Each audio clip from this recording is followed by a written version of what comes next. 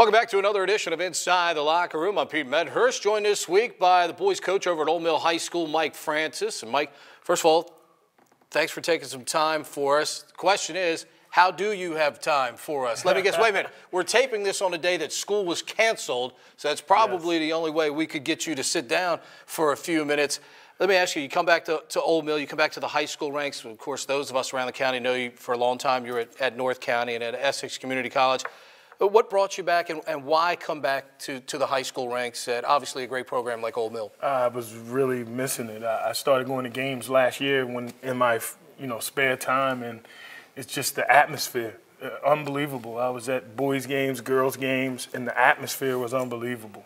And leaving Essex, I had 1 year off, and it was that whole time that I was out watching, and I just love basketball. I love basketball, and I love working with kids. That's the major reason. I was going to say too. I mean, obviously, with my kid going through the high school ranks, I've seen you at the hoop group, and we know how many kids that attracts.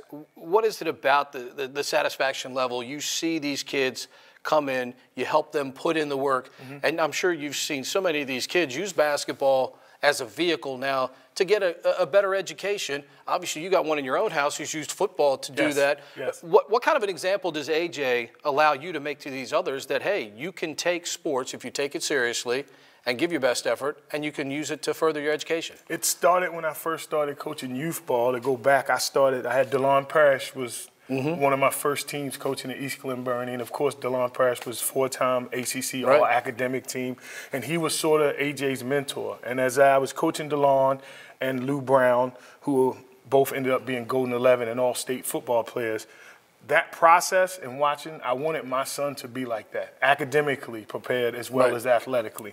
So seeing both sides of it, it inspired me to make them understand it's not just about the sport and how young men can be better people and contributors of society in order to use sports as a vehicle. Because I was not going to be able to pay for my son to go to University of Maryland unless he was playing sports. Let's be honest. And the major thing is academics. I feel that no matter what sport you play or wherever in life, as we all do here, nobody can take your education away from you. And that's first and foremost. And to this day, we put that first and foremost in all the teams that I coach. I know, let's talk about AJ for a minute, because I know all of us that have ever dealt with him in the media, our thing was he going to play in the NFL before he was the governor of Maryland? Yeah, that's still a goal. He has the entire package, Mike. He's got a terrific personality. Obviously, he has a drive to try and be the best football player that he can. But to see him now turning out the way he has, as you watch his development, I know as a parent first, you got to be awfully proud of the things he's accomplished, no matter how many snaps he gets in the NFL, because I think most of us talk about him because of the great personality that he has and the fine young man that he is, even before we talk about his football exploits. Yeah, I'm very proud of what he does. He's made some goals in life and achieved a lot of his goals, and one still left is being governor of Maryland. That is a legitimate goal, and that started in 6th grade. He and I sitting on the back deck, we were talking, and in 6th grade he said he wanted to be the governor of Maryland, and that's still a goal of his. He wanted to play in the NFL, and it's, he's set forth a path, and it wasn't easy, of course, because as you know, it's a lot of sacrifice when you're trying to commit yourself to doing something like that. So hopefully he's got maybe 10, 12 years as a Miami Dolphin before he becomes the governor. Over at Old Mill, obviously, there are great expectations inside of that building. Yes. We see, I think a lot of people probably, if you really sat them down and gave them the truth serum, I think every coach would like to coach in that building. School population overall, you got great numbers to choose from. And as a coach, you got to like, as you mentioned, the atmosphere over there, because the atmosphere over there is about winning. When you coach there, it's about winning championships. Football has certainly set that down. Yes. Now, with the basketball program, how close are you all to getting on that page and obviously competing for championships the same way football has that expectancy every year? I actually made a comment to our team yesterday. We were practicing yesterday, and I told them we're about 2 or 3 years away, and they looked at me and they was like, Coach, what are you talking about? And I said, guys, I'm being honest, and I want you to know, there's a lot that comes with winning, and a lot of things that come with winning we're just not doing right now. Yeah. But as far as the expectations, yes, I mean, field hockey, football, baseball, and I don't think these guys understand that what happens is you become a victim of your own success. Sure. Because all the other sports are doing so well. When it comes to basketball, everybody wants to beat our head in, to be honest, and everybody comes at you. So it's sort of, I'm not going to say we're on the level of Duke, but it's sort of like Duke, because every night, no matter who you play, they want to beat you because the name on your chest, sure, not because of who you are. Well, your good friend Chuck Markowitz has known that in football for years. Every time Arundel shows up, everybody is gung-ho for them, and Old Mill's the same way now. Yes, it is. Everybody wants to beat Old Mill. Fortunately for me, I was a part of a lot of that with Coach Markowitz. I actually played for him at Meade, and then I coached with him, and we won the state championship in 1994. And, he used to always say that we play everyone like they're world champions, because that's the way they're going to play us. And if they're not world champions, then shame on them. But no, everybody's going to come at you like you're world champions. Even though you're coaching basketball now, you've been on the sidelines in football, what do you pick up from a guy like Chuck Markowitz that obviously you can carry over that may not have anything to do with basketball itself, but clearly what he does as a leader of people works? I think the biggest thing that Coach Markowitz taught me was details, paying attention to details. The smallest things add up to the biggest picture, no matter what sport, no matter what it is. And when you're coaching and you're treating people fairly and honestly, that's what he did when I was his player, and then when I was assistant with him, that's what he did. He treated everyone with honesty, he treated everyone fairly, and he treated you like what you should be. There's a quote by Johann Wolfgang, and it says that if you treat a person as what they should be, you help them become what they should become. Coach Markowitz didn't treat me as a child from Pioneer City. He treated me as a man. He actually taught me how to tie a tie. He taught me how to shake a man's hand, how to look a man in the eye. I learned that from him. Sure. And those are the kind of things that I impart on my players as well. Because it was not about sports. It never was about sports with Coach Markowitz. It was always about what you're going to do, as a man. And I respected that. I just sent him a message. It's funny, last week, how much I looked at my first couple of years, I wanted to be like him. And fortunately, I'm able to coach and make an impact, hopefully on somebody's lives like he did mine. Yeah, sure. That's the same way we were down in our community. I know about Tom Albright for several years. Ooh. And let's face it, we were coached a completely different way than you have to coach and deal with parents, players. Now, where is that line now of demarcation about explaining to kids, hey, I am treating you fairly? Your gym, when November 15th comes, there's a lot of folk in there. Yeah. It's not like Southern where we have maybe 17 or 18 that Will's dealing with down there come out. Yeah.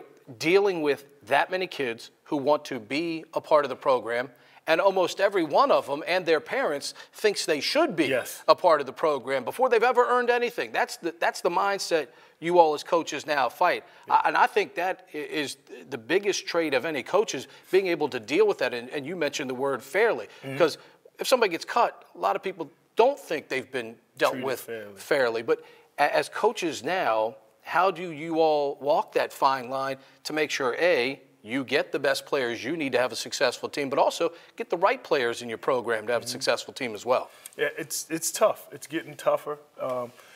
I can't coach the kids that I have now at Old Mill the way I coached the kids at Essex or the way I coached the kids at North County. It was all different. It was a different time. The kids at Old Mill, our parents are very passionate from any sport at all times. They're very passionate.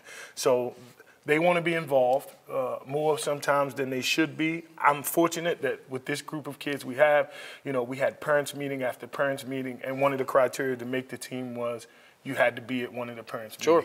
And I, explained to them the process of how we're going to evaluate players.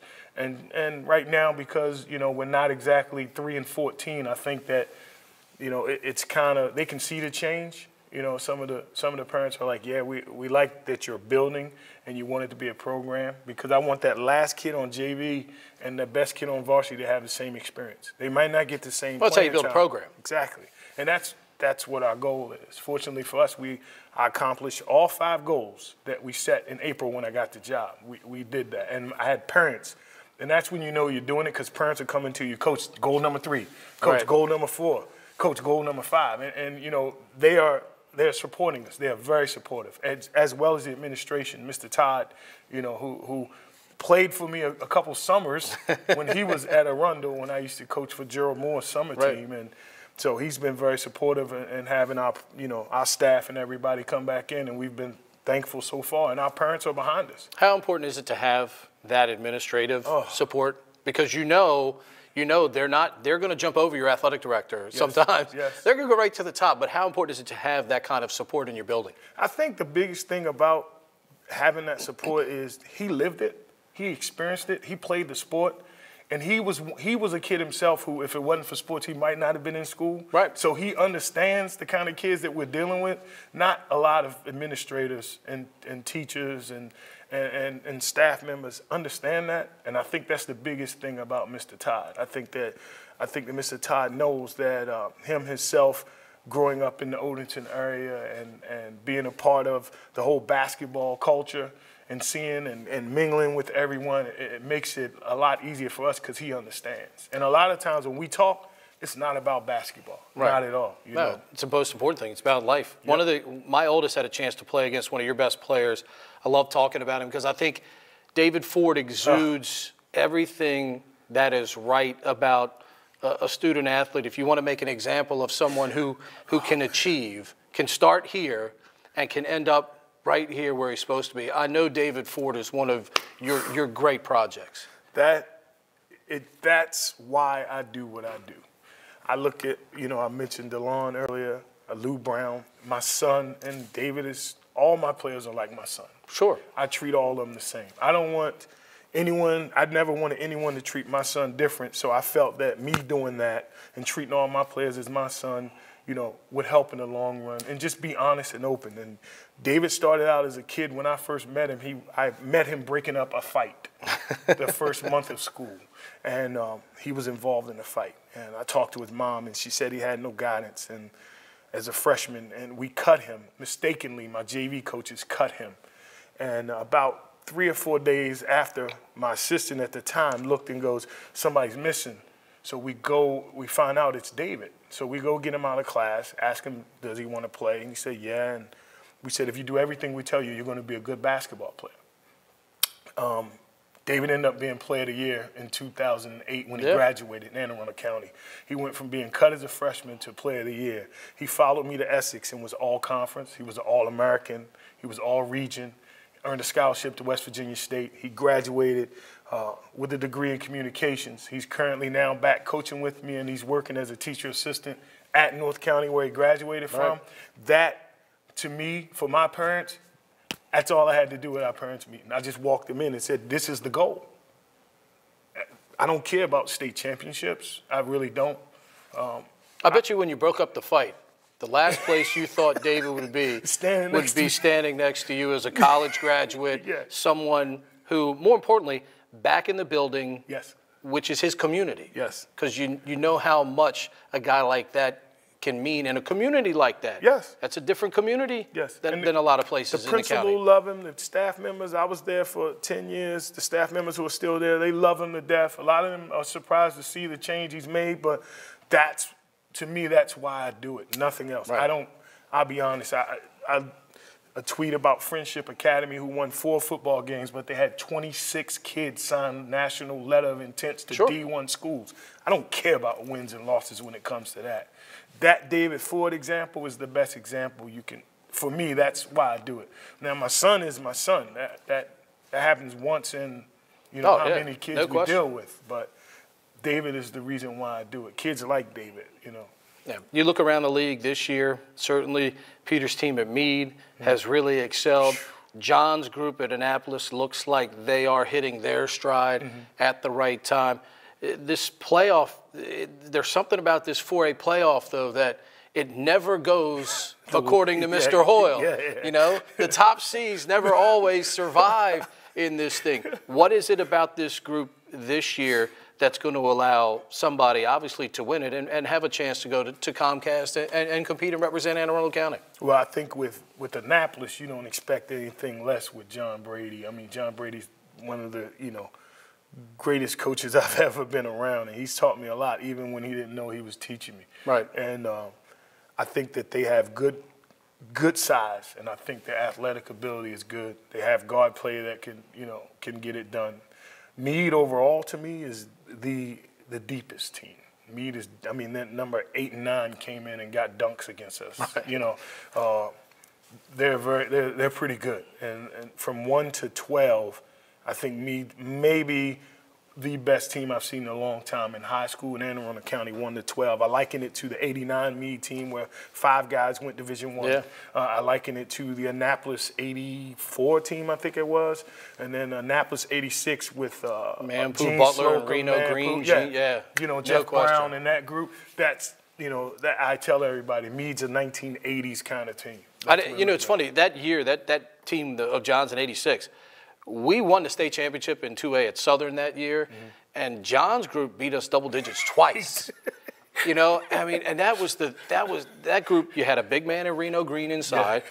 You had Manpoo and Gene and those guys on the outside. Yes. That was a loaded group. But the 4A was loaded at the same time as well. Because Meade was good, Broadneck was good. There was a lot of good schools, good teams back then.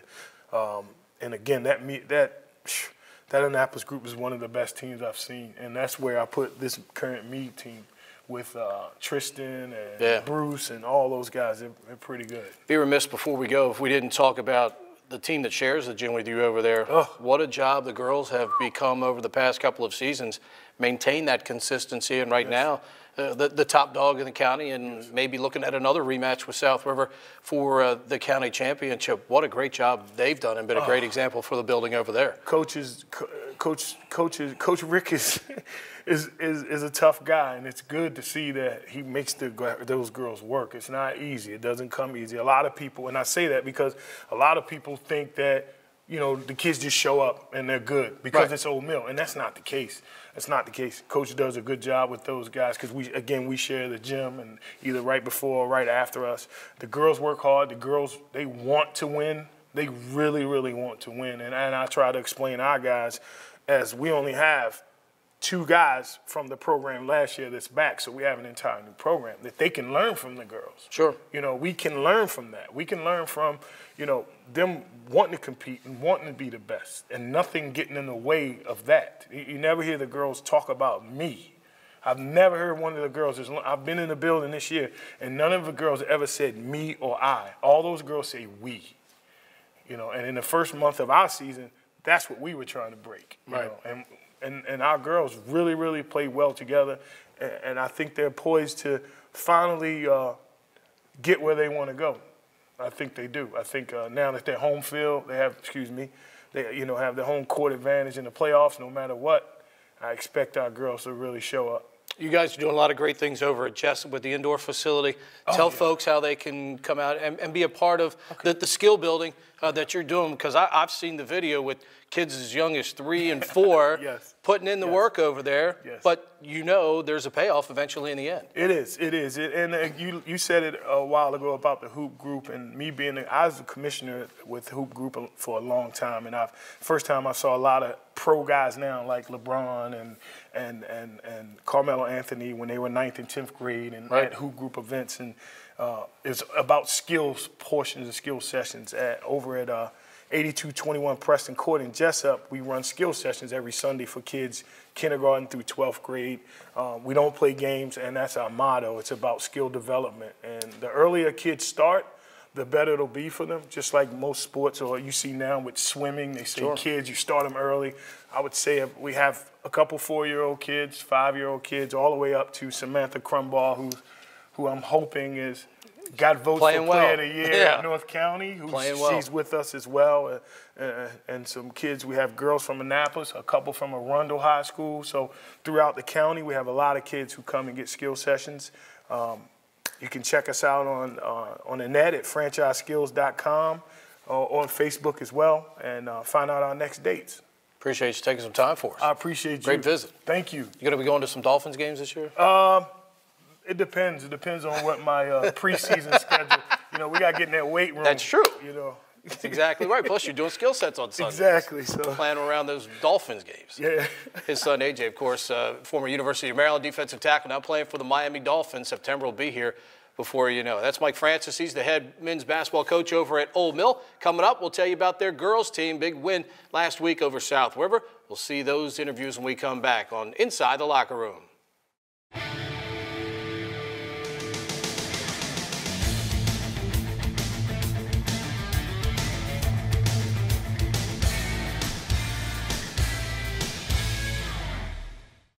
Welcome back inside the locker room. Time to talk about the girls program over at Old Mill. They have been sensational this year, playing some good competition outside of Anne Arundel County and, of course, dominating the competition inside of Anne Arundel County. Big showdown, of course, last week with South River. Mother Nature pushed it back a little bit, but finally when they got down to business on the court, it was Old Mill coming out victorious. Wiley Baker from WNAV Radio broadcasting the game last week, conducting our post-game interviews with the Old Mill staff and players.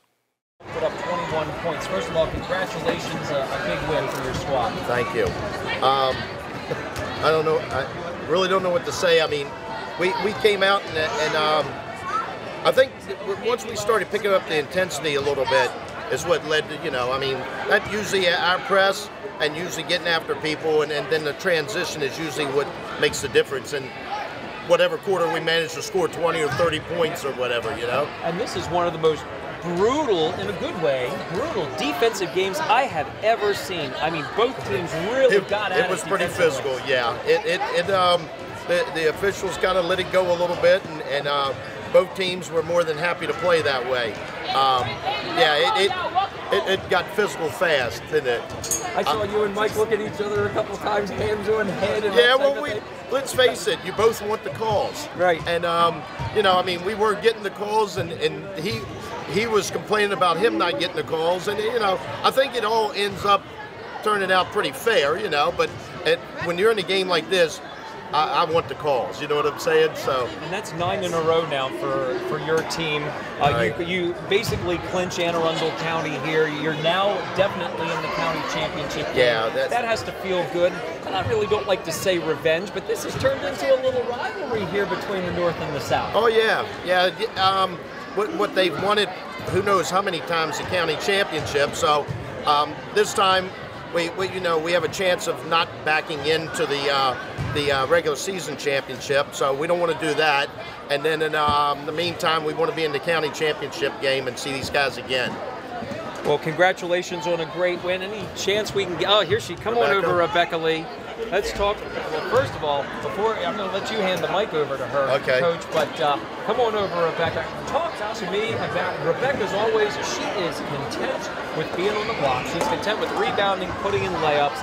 But again tonight, her defensive rebounding, right, and her offensive rebounding, and her block shots in multiple numbers of possessions brought you guys home. Well, once Rebecca got into the starting lineup, the reason why she got into the starting lineup was because she's a physical presence in the middle.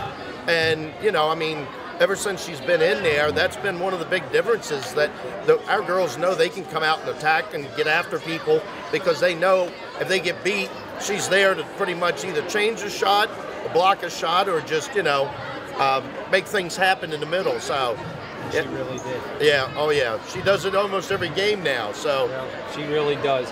Congratulations, Coach. Big victory. 12-0 now in Anne Arundel. 13-0 now in Anne Arundel County, should I say, and 17-2 overall. Congratulations. Thank you. Win. Thank you, Wiley. Only a sophomore. Yes. You're making me feel short. Rebecca Lee, how do you keep doing it? We saw it last year. You grew into that position. You got more and more playing time as a freshman, and this year, I mean, you are playing like a player of the year type of player. How does it feel with somebody saying those types of words to you? Because in this announcer's opinion, I mean, you're playing as well as anybody in Anne Arundel County. I think that I have to, and when people say that, I think it's a nice thing, but I know that I have to stay focused and not let it get to my head. As long as I focus on that one game that I'm playing right now, I can do the best I can and move on and play the next game at the same level. Talk to me a little bit about your guys' defense in general. I mean, the Lady Patriots, known for their full court press. Tonight, again, swarming full court press. it's amazing because this South River team's pretty good. We had to focus during practice that we're a very aggressive team and to reduce the fouls so that we can use our aggressiveness on certain plays. For example, like defense, we use that and make sure that no one gets the ball. And on offense, we play smart and pass to an open player. So we play as a team and not individually. Wiley, thanks. Don't forget, keep an eye out. This is the last regular season of the high school schedule. Next week, county championship games at Northeast, and then, of course, the playoff draw coming out. We'll keep you abreast of that on the show here. Should be some great battles just to get out of the county in the 4A boys and girls regional. You know, Old Mill and South River are going to meet again. We're going to get at least one more chance to see. It looks like Annapolis and Meade play each other. So those are going to be exciting games. They might even meet in the playoffs for a possible third time as well. Going to be some fun games coming up. And, of course, with the weather, keep an eye. Our good friends at the Capital and Gazette newspapers will have the schedules posted there as well. Some exciting times coming up over the next couple of weeks. On the college scene, last Saturday, a couple of huge road wins for some of the local teams. Maryland winning at Penn State, holding off the Nittany Lions, 76-73. Terps now sitting in great position, tied right now for second place in the Big Ten. Who had that at the beginning of the season? I'm sure not many. Navy down 10 with 1 minute and 15 seconds to go in Hamilton, New York, as they were taking on first place Colgate. The Mids got on the back of Worth Smith. Some defensive greatness from Sean Anderson and Earl McLaurin. The Mids erased the 10-point deficit, knock off the Raiders by a count of 70-69. Navy with a couple of home games this week with third place Lehigh. Also a game Sunday with Holy Cross coming up. That'll be a 12 noon tip-off on Sunday in Annapolis at Alumni Hall. So if you're a fan of basketball, Sunday, a great day to get out and see that one in Annapolis. Go to NavySports.com for ticket information about that one. Still, the end of the college basketball season coming. March Madness is right around the corner. And, of course, keep up with it all right here on Inside the Locker Room. That'll do it for this week's show. Again, our thanks to Mike Francis for joining us, and our thanks to Wiley Baker for conducting the post-game interviews after the Old Mill South River girls game last week. I'm Pete Medhurst. We'll see you next week inside the Locker Room.